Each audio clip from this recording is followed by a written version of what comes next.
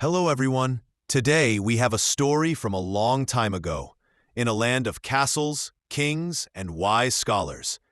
It's a story about power, respect, and what it truly means to be free. Let's begin. Once upon a time, a new king came to power. He wanted to make his kingdom strong and peaceful, but some powerful lords were causing trouble.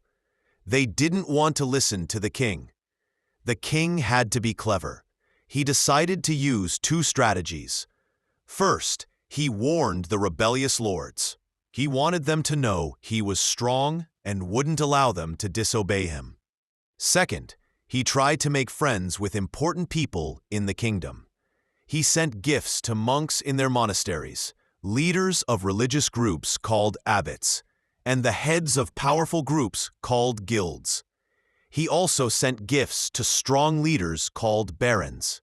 The king promised to punish those who were unfair to others and to help those who had been treated badly. He hoped that these actions would make his rule secure. One of the people the king sent a gift to was a famous scholar named Master Elias. He lived in a faraway part of the kingdom. Master Elias had a school where he taught many students. People in the towns and villages nearby knew him as a kind and honest man. Master Elias was known for his simple life and his strong beliefs. He didn't believe in taking gifts from people unless there was a good reason. When the king's first gift arrived, Master Elias refused to accept it. He explained that he didn't know why the king had sent it. He told the messenger that he didn't usually accept gifts. The king's messengers told him what Master Elias had said. At first, the king thought that Master Elias was being careful. He thought that maybe Master Elias already had enough money for his school and didn't need the gift. Or perhaps he wasn't sure where the gift had come from. But the king didn't give up. He sent another gift to Master Elias. This time, he sent a message saying that one of the things a good king does is to remember people in all parts of his kingdom. He said that he didn't have any hidden reason for sending the gift. Master Elias thanked the king for his kindness. However, he explained that he didn't need the money. His school had its own funds. He suggested that the king find people who really needed help and give his gifts to them.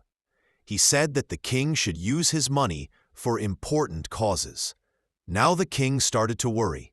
He wondered why Master Elias kept refusing his gifts. He began to think that maybe Master Elias had some secret plan. The king knew that Master Elias wasn't working with his enemies.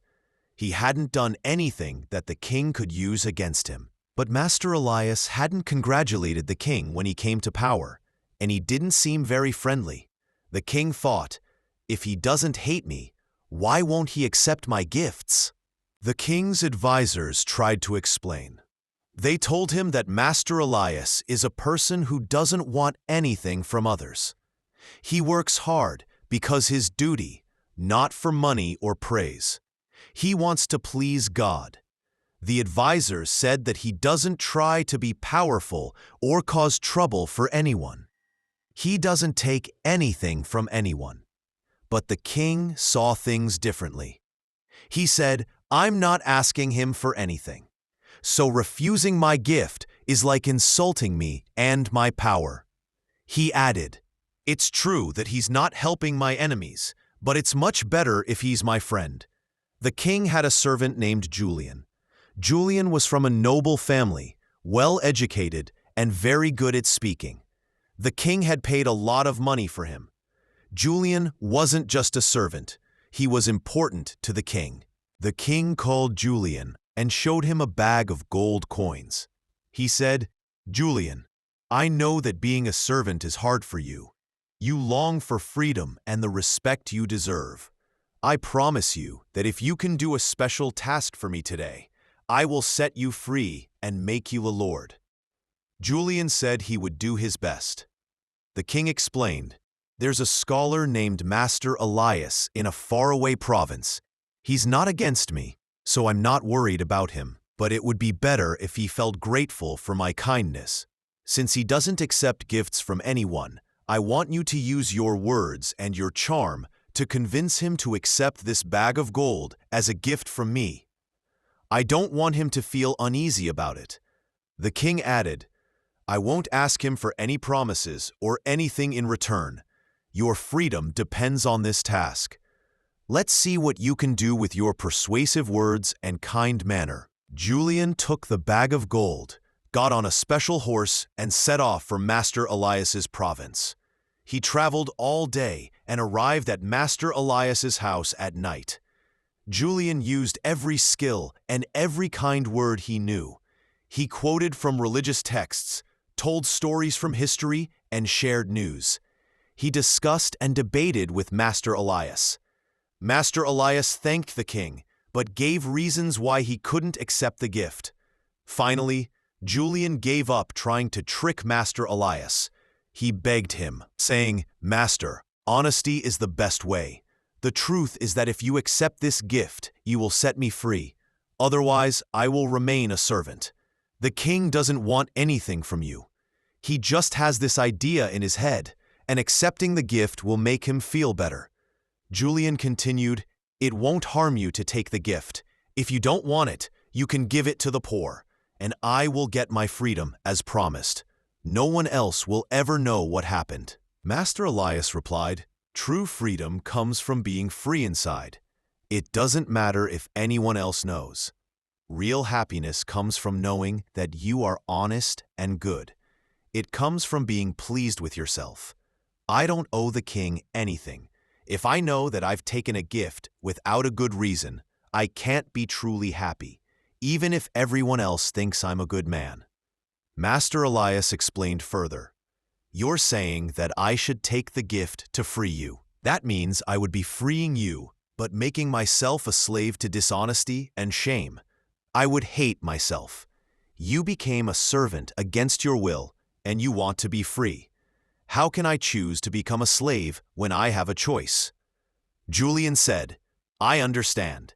I will go back and take the gold to the king. Since you value freedom so much, I will convince the king that you respect him, using kind and persuasive words." Master Elias said, "Take the gold and do whatever you think is best. The king wants you to be free, and I will pray that you gain your freedom in any way possible." Julian took the bag of gold and started his journey back. He thought to himself, "Master Elias is a truly great man. He values inner freedom more than anything else, but he also wants me to take the gold and do what I think is best. I know what I should do. I should make the king feel at ease, make the king respect Master Elias, and use the gold for a good cause that will lead to my freedom. And I must always remember the lesson Master Elias taught me." Julian returned to the king. He hid the bag of gold and told the king that he had done as he was asked. But he also said that he couldn't stay silent, even if it angered the king. Julian exclaimed, "The title of great truly belongs to Master Elias. He is a godly and extraordinary man, far greater than most people. He respects the king and appreciates his kindness. However, he has made a promise to God that he will not accept anything unless he is in need." Julian continued, "I used all my skills and kind words to persuade him to use the king's gift to help those in need. I assured him that the king doesn't want anything from him. No favors, no messages, not even a visit. In the end, I succeeded. And Master Elias even prayed for my freedom. Did I do wrong to make these promises?" The king replied, "You have never done anything wrong to me. You did well, and you have put my mind at ease. So, you should also be at peace. We made a deal about your freedom, and from this moment on, you are free. I will also appoint you as the lord of that province. I hope its people will be happy with your rule." Julian thanked the king but felt ashamed of the lies he had told. Sometimes, he thought, the king and Master Elias trusted me, and I betrayed them both. But then he would think, Neither of them meant any harm to the other. What I did was for the best. The king didn't want anything from Master Elias. He just wanted to feel secure. And now he does. Master Elias continues his work, free from any money or promises. So there's no dishonesty involved. Yet Julian was still troubled. Master Elias thought highly of the king, and I made him seem unimportant. But then he reasoned, Master Elias is still a great man. My actions haven't diminished his greatness, and my respect for him has only grown, so it doesn't matter. Julian became the lord of the province. He visited Master Elias once and said, I don't know if it was because of your prayers or something else, but the king freed me and sent me to this province. I will always remember how much you value freedom and independence, and I hope I never forget that lesson. Many years passed. Julian moved from one province to another, serving as a respected leader. Then, trouble arose. A rebellion broke out, and one of the rebellious leaders captured the province where Master Elias lived.